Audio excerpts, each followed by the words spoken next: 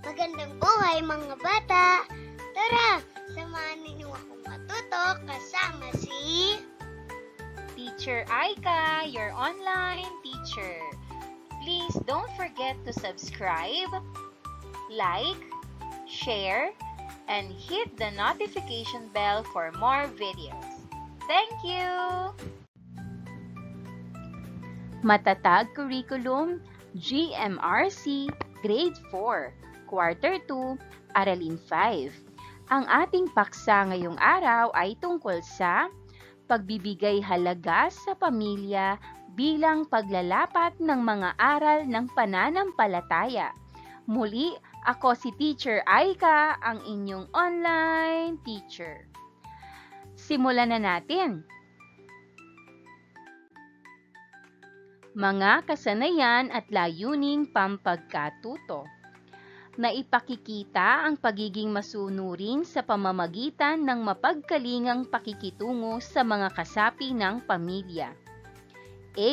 Nakapagpapahayag ng iba't ibang paraan ng paglalapat ng mga aral ng pananampalataya sa mga sitwasyon sa pamilya. B. Nakapagsusuri na ang paglalapat ng mga aral ng pananampalataya bilang gabay sa mga sitwasyon sa pamilya ay tungo sa malugod na pamumuhay. C. Naisasakilos ang iba't ibang paraan ng paglalapat ng mga aral ng pananampalataya sa mga sitwasyon sa pamilya. Mga nilalaman. Pagbibigay halaga sa pamilya bilang paglalapat ng mga aral ng pananampalataya. Mga paraan ng paglalapat ng mga aral ng pananampalataya sa pamilya. At pagsasabuhay ng pananampalataya sa iba't ibang sitwasyon ng pamilya.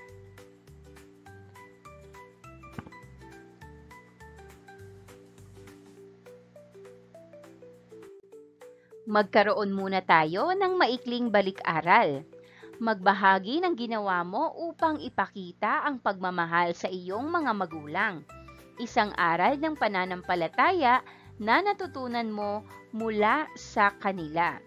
At kung paano mo ito isinasabuhay sa iyong pamilya. Isulat ang mga sagot sa chart. Mga aral ng pananampalataya at mga paraan ng paglalapat sa pamilya.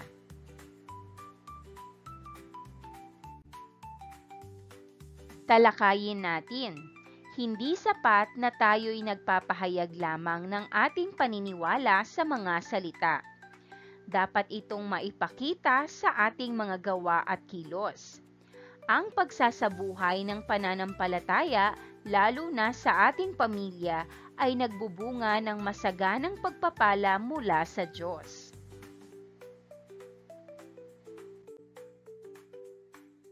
Kapag tayo ay tapat na sumusunod sa mga utos ng Diyos at ipinapakita ang pagmamahal sa Kanya at sa ating pamilya, nagiging instrumento tayo ng Kaniyang pagpapala at biyaya sa isa't isa.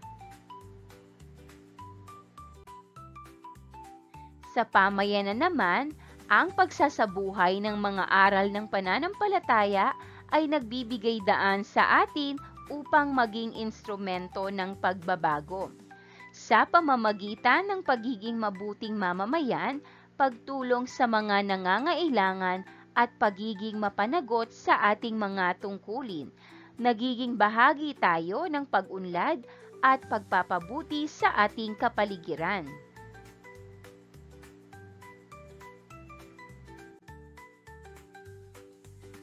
Sa pamamagitan ng tapat at masigasig na pagsunod sa aral ng pananampalataya, nagiging daan tayo ng pag-asa at pag-ibig sa ating pamilya at pamayanan.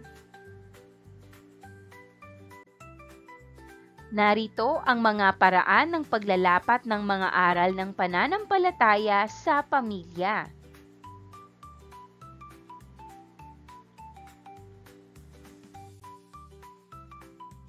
Ang pagsamba, pagkamadasalin, at mapasalamatin sa Diyos.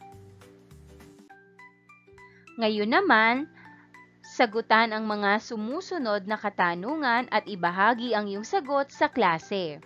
Una, natatandaan mo pa ba ang huli mong pagsamba? Kailan yon? Ikalawa, bakit tayo nagsasamba? Ano ang ginagawa natin kung nagsasamba? At ikatlo, ano naman ang mabubuting epekto sa atin ng pagsamba?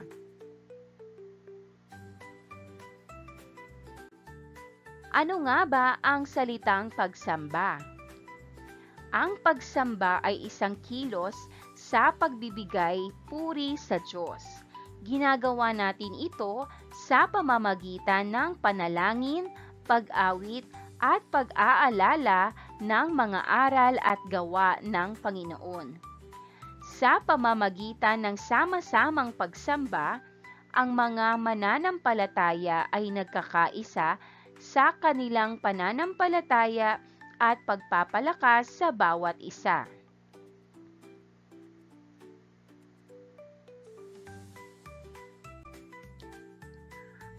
Ang pagsamba ay naglalayong magbigay ng panahon sa pagmumuni-muni ng buhay ayon sa kalooban ng Diyos na kasakasama ang iba pang mananampalataya. Ito ay nagbibigay daan sa mga mananampalataya na maging mas mabuting tao at maging instrumento ng pagpapala at kabutihan sa kapwa. Ano ang panalangin o dasal? Ano ang kahalagahan nito? Ang panalangin o dasal ay pakikibahagi at pakikipag-usap sa ating Panginoon. Isang pamaraan na rin ito ng pagsamba sa Diyos pero personal. Sa panalangin, pinaparating natin sa Diyos ang ating pagpuri, pagpapasalamat sa mga pagpapala, ating mga damdamin at hinaing, humingi tayo ng Kanyang tulong at gabay. Ito ay isang pagpapahalaga sa pakikipag-usap sa Panginoon.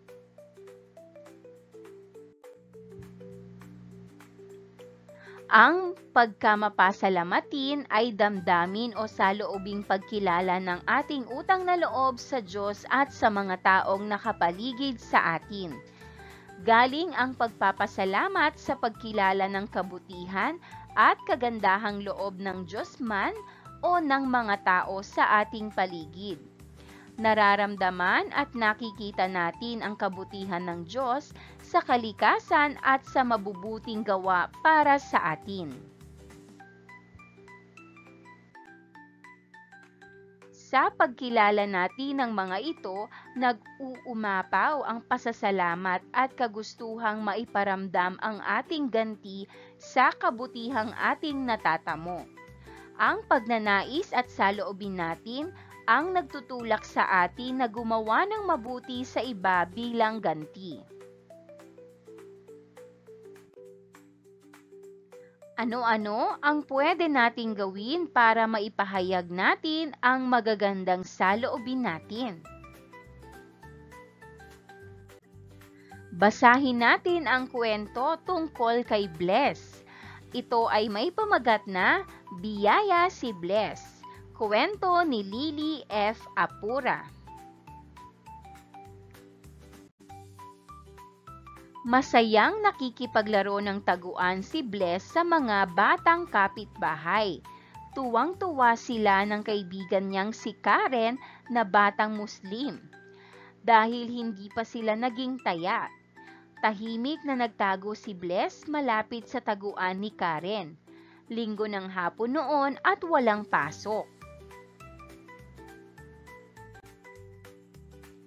Nakapagsamba na ang pamilya ni Bless. Natatandaan pa nga ni Bless ang pangaral, maging masunurin sa magulang at magmahalan sa pamilya. Utos yan ng Diyos. Magaan ang kanyang pakiramdam matapos silang magsimba. Laking pasasalamat niya at kumain pa sila sa Jollibee pagkagaling sa simbahan.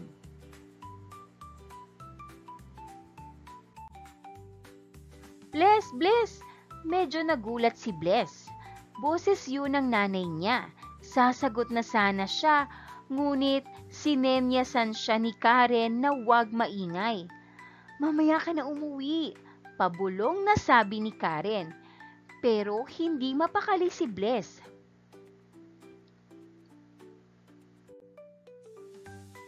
"Baka kailangan ni nanay ang tulong ko," bulong ni Bless. Naisip ni Bless, bibihirang mag-utos si nanay. Baka hindi kayang mag-isa ni nanay ang ginagawa niya. Nagbilin pa naman ng tatay na tulungan ko si nanay sa gawaing bahay.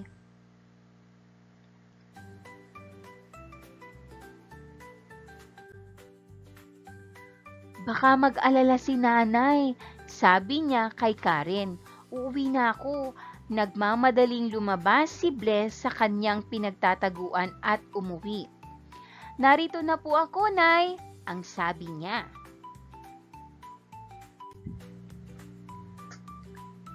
Kailangan pala ng kanyang nanay ng hahawak sa upuan na tatayuan nito para maglagay ng kurtina.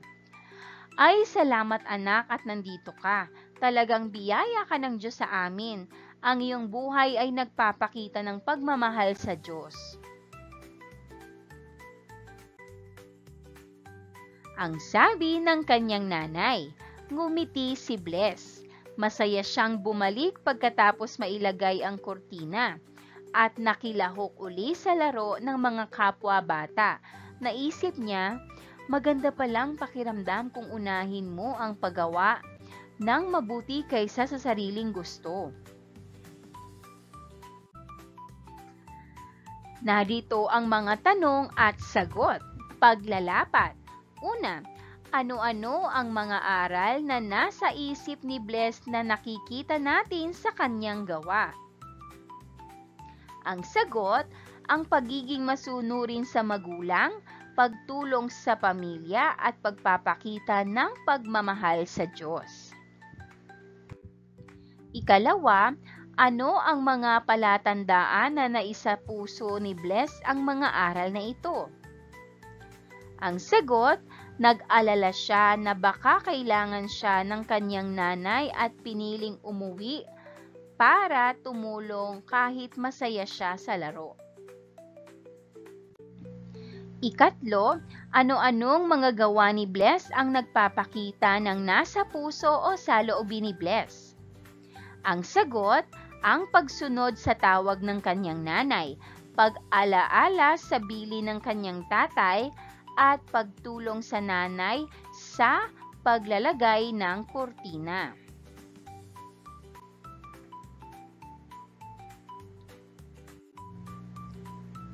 Ikaapat, ano kaya ang pwedeng mangyari kung hindi umuwi si Bless? Ang sagot, mahihirapan ang kanyang nanay sa paglalagay ng kurtina at maaaring mag-alala ito dahil hindi sumunod si Bless.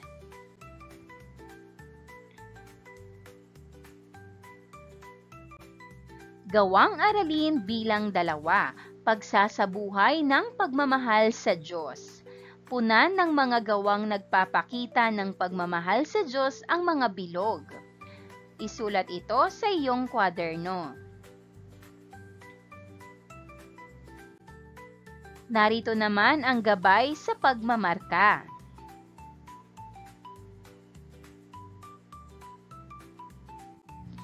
Narito naman ang ating sunod na aralin, pagsasabuhay ng pananampalataya sa iba't ibang sitwasyon ng pamilya. Ang pananampalataya ay isang mahalagang bahagi ng buhay ng pamilya. Ito ay nagbibigay ng gabay, lakas at pag-asa sa bawat miyembro ng pamilya sa bawat yugto ng kanilang buhay. Sa anumang sitwasyon, maaaring maging pagkakataon ang pananampalataya upang palakasin ang ugnayan ng bawat isa at magdulot ng kapayapaan at kagalakan sa puso ng bawat miyembro.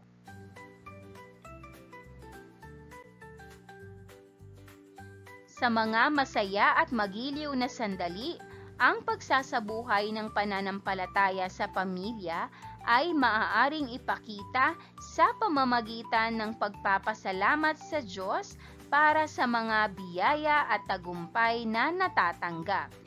Ito ay maaaring gawin pagpapasalamat at pagdiriwang kung saan ang bawat miyembro ay nagkakaisa sa pagpapahayag ng kanilang pananampalataya sa pamamagitan ng pagdarasal, pag-awit ng mga papuri at paglilingkod sa Diyos.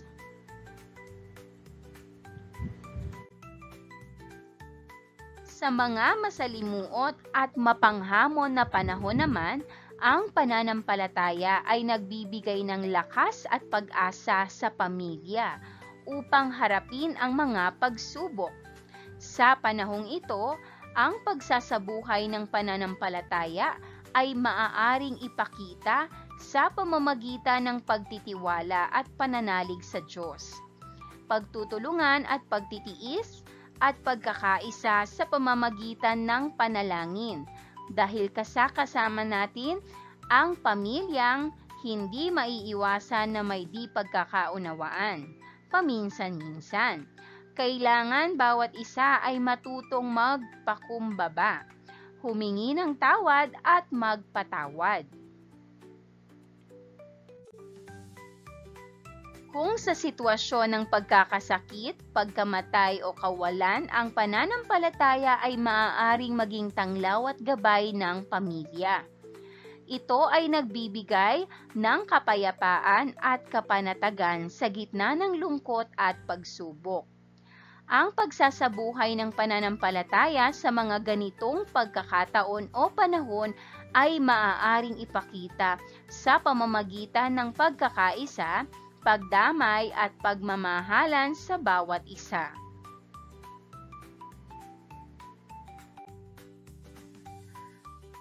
Ang pagpapatawad sa pamilya at magkakaibigan. Ang pagpapatawad ay mahalaga sa buhay at kaligayahan ng ating pamilya. Kapag may pag-aaway at di pagbabatian, nasisira ang pagsasamahan sa pamilya. Nawawala ang pagkakasundo-sundo at pagtutulungan. Ang nasaktang miyembro ng pamilya ay maaaring maghinanakit o magkimkim ng galit. Maaari itong maging away na talaga. Ang pagpapatawad ay nagpapanumbalik ng mabuting relasyon sa pagitan ng mga miyembro ng pamilya. Ang pagpapakumbaba at paghingi ng tawad ng nakagawa ng mali ay umaalis sa hinanakit at galit ng nasaktang miyembro ng pamilya. Sa paghingi ng tawad na ipapakita natin ang pagpapahalaga sa damdamin ng nasaktan. Mas nakakabuti kung gagawa tayo ng bagay para maitama ang nagawang pagkakamali. Sa ganitong paraan, mababawasan ang hirap o sakit sa dulot ng ating abala o mabigat na damdamin ng miyembro ng ating pamilya. Ang paghingi ng tawad at pagpapatawad ay nagbabalik sa pagkakasundo-sundo. Maibabalik din ang magandang komunikasyon at magandang relasyon. Sa paghingi ng tawad at pagpapatawad, hindi naiipon ang galit at hindi magkakaroon ng hinanakit sa isa't isa sa pamilya.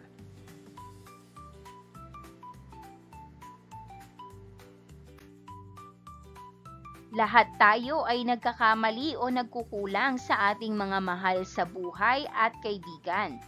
Ang paghingi ng tawad at pagpapatawad ay nagpapatibay ng ating relasyon at pag-unawa sa isa't isa. Nagbibigay daan ang paghingi ng tawad at pagpapatawad sa pagbuti ng asal natin.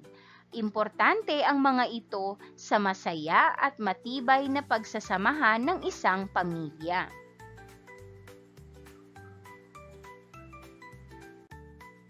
Narito ang mga tanong sa pagsasalaysay. Una, ano-ano ang mga hamon o problema sa buhay na naranasan na ng inyong pamilya?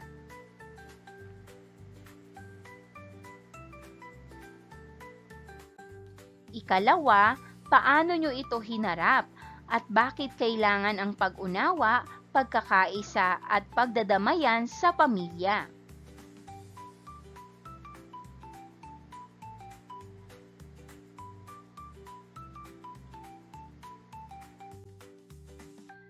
Ikatlo, bakit kailangan ang paghingi ng patawad at pagpapatawad?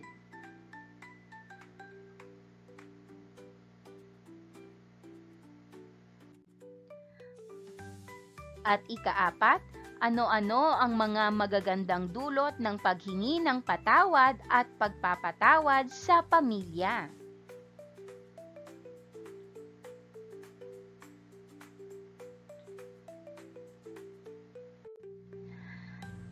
Narito ang ating gawain. Panuto, isulat ang iyong sagot sa iyong worksheet.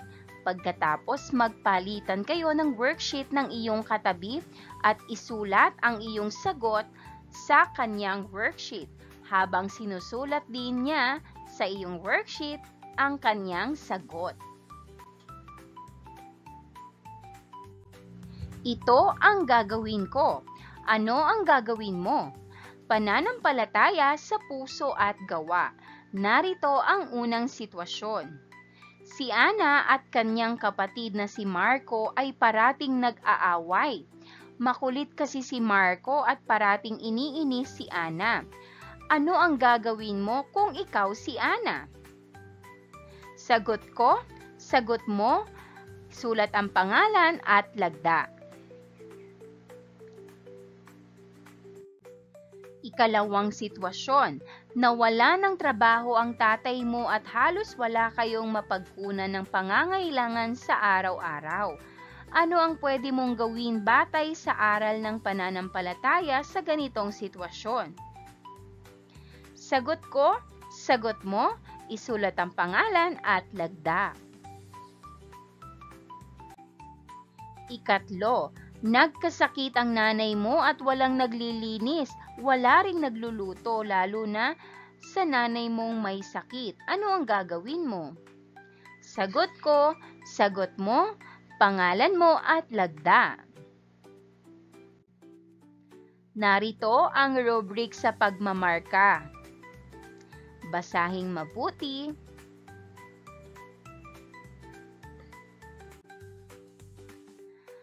Panuto, pumili sa talaan sa ibaba ng pwedeng gawin mo para maiparamdam mo ang iyong pagmamahal sa iyong mga magulang o kasapi sa pamilya. Kumuha ng litrato na nagpapakita ng reaksyon nila nang mabasa o patunay na ginawa mo. Pwede ding magsalaysay ng kanilang reaksyon at karanasan mo sa paggawa ng gawaing aralin. Mabuti ito gagawin ko. Ibigay sa guro ang litrato o salaysay ng pinili mong gawain o gagawin. Ibibigay ito sa petsang itinakda na may lagda ng magulang mo. Narito ang maaari mong pagpilian. Una, susulat ako ng pasasalamat sa paghahanap buhay ni tatay para sa aming pamilya. Ikalawa, gagawa ako ng maikling sulat na ilalagay ko sa lugar na makikita ni nanay habang siya ay nagluluto. Ikatlo, paliliguan ko ang aking alagang aso. Ikaapat, bibigyan ko si ate ng munting regalo, pagpapasalamat sa pagtulong niya sa aking mga bahay aralin. Ikalima, tutulong ako kay mama sa paghugas ng pinggan. Ika-anim, mamasahihin ko ang likod, ulo, paa ni daddy at o ni mami. Ika-apito, tatanungin at pakikinggan ko kung paano ang payo sa akin ng aking kuya bilang nakababatang kapatid na lalaki. At ikawalo, idagdag ang nasa isip mong gawin. Mabuti ito gagawin ko. Isulat dito ang iyong napiling gawin at bakit mo ito napili, paano ito nauugnay sa sitwasyon ng pamilya mo.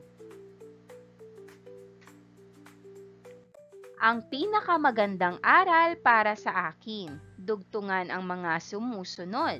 Una, sa ngayon ang aming pamilya ay patlang.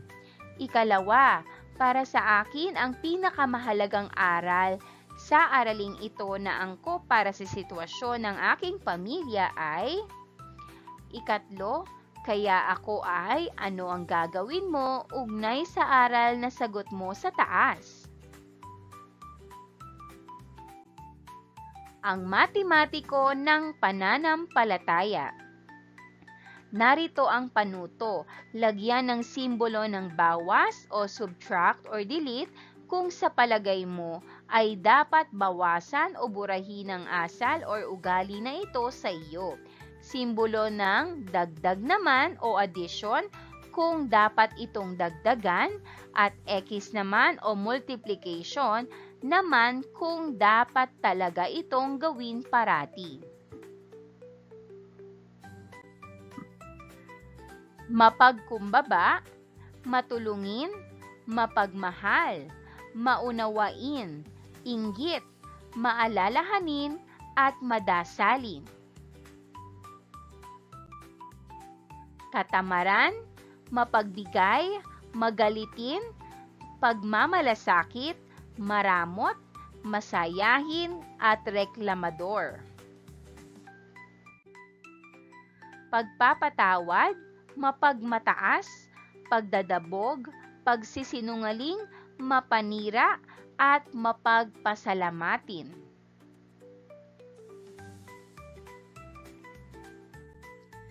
Narito ang ating pagsusulit. Kabilin-bilinan ni Ma'am. Mahal kong mag-aaral, gusto mo ba ng maaasahang tulong at gabay sa iyong buhay at pamilya?